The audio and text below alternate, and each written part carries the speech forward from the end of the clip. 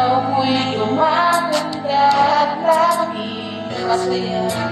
Yan ang gandang nadarama mula noon, hindi nagbabago hanggang ngayon.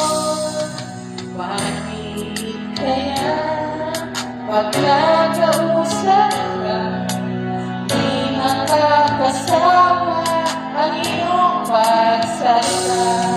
Tulad ng isang awitin, kaya kang pakinggan mula sa simula hanggang wakas.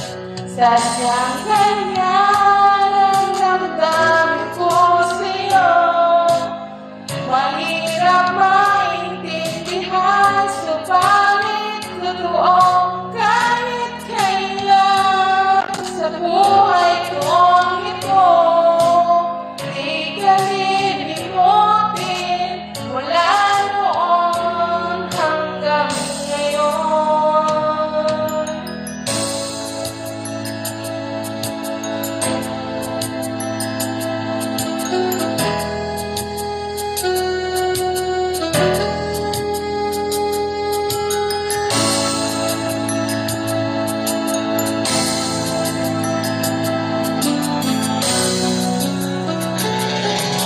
Bakit kaya pag nakausap ka, di nakakasawa ang iyong pagsalita?